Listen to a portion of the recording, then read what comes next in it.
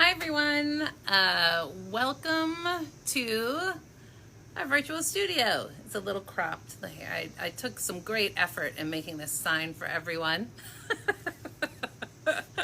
Dry erase board, right? So anyway, I'm Racquel. I am an artist here in Greenbelt. I am one of the current Greenbelt artists in residence. And this is my studio that I have gone through Herculean efforts to get in order for you all. So welcome. So what I'm going to share with you a little bit today is a series that I have, which is called Landscapes of Memory. Hi, Barbara. Hi, Rachel. Hi, Oswald. So Landscape of Memory started, I've always been fascinated with the brain and how the brain works. And if you've ever been telling a story, you know, like an old story from like your family, and everybody seems to remember it differently. This series sort of comes from that, and how it's nice you can revisit places in your head, and really think about the essence of it.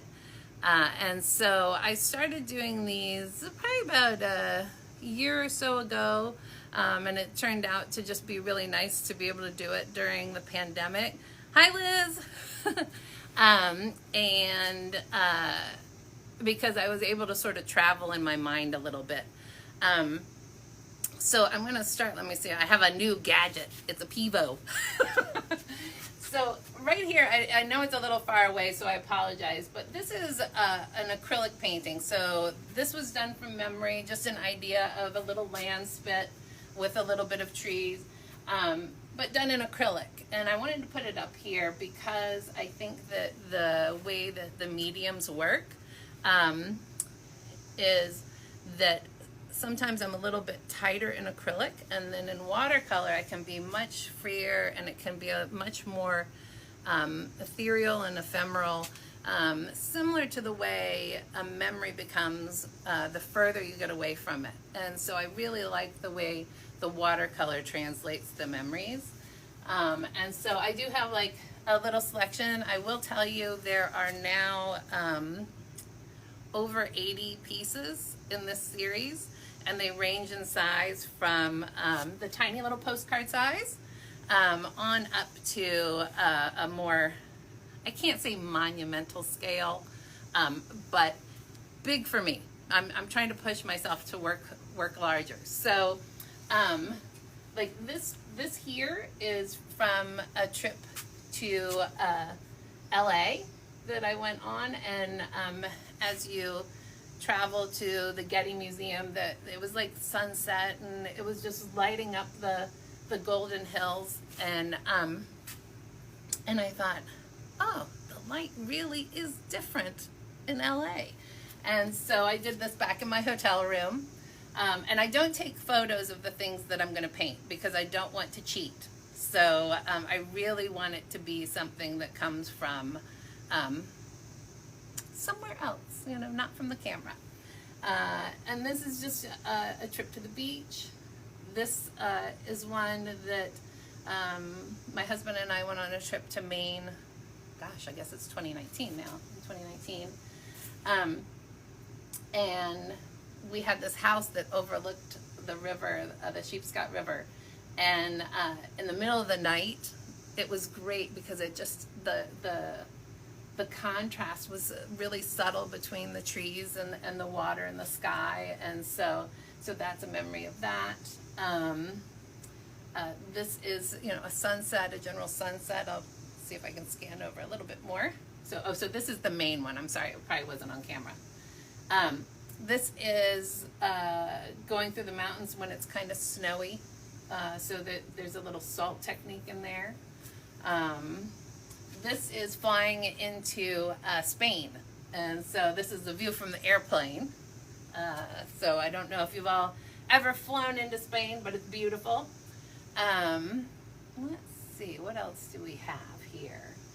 This is simply ice and snow on the windshield of my car. So again, I don't take photographs while I just try to remember it.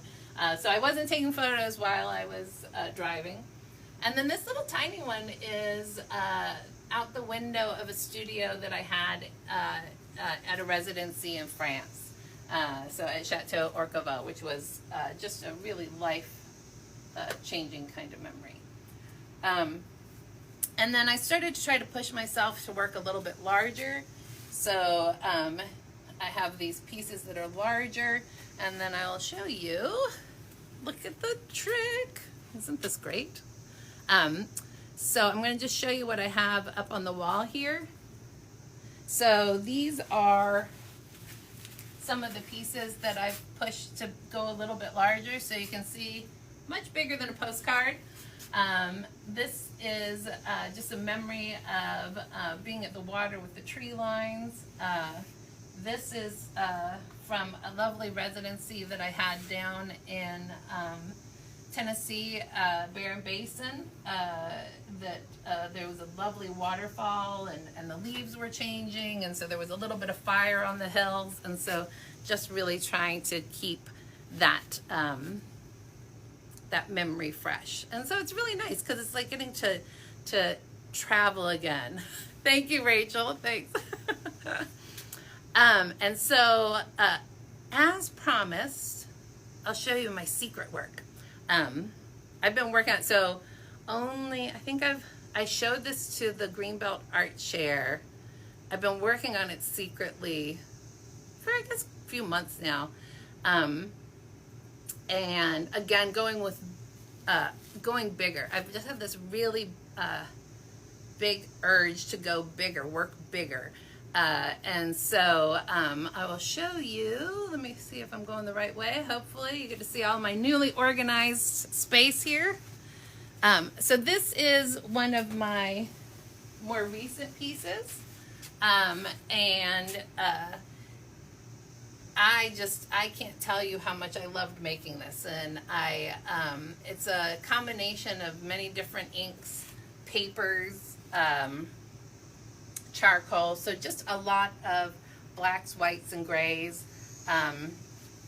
A lot of different kinds of papers are used in it, and I really like kind of the texture that you can get, like as you come across with the charcoal, picks up some of the texture off of the paper, and it's just something that you ever like have something where like some people have it with the gym. I'm not that girl, but you just can't wait to go and do something. That is what I feel with this. Is I was like, I can't wait to get to the studio to do these things. Thank you, Liz. Thank you. And thank you, Evelyn. Hi. All right, so I'm going to come around here and I will show you some of the other ones. I'm going to, hopefully I'll get you, you're going to do a little, you guys get the rookie me on the Pivo. So what I started doing was working on these pieces in sketchbooks, because there's something that, like, because you're working it out, and you can see, so this one's very different from the large one I just showed you, but it's got some of the same elements, but it was a little too, I'll say tight is what I felt. And then I started doing things that were a bit looser, and I just, I have this one charcoal that I love. Sumi ink and charcoal are two of my favorite things. And this is with testing it out with a little bit of printer's ink. You see that glare that it kind of gets? It's got a lot of sheen as compared to the rest of it. And then the difference in the papers and really the soft little edges. So these are a number of the things, trying to introduce a bit of color into it. And then a little bit of working with collage and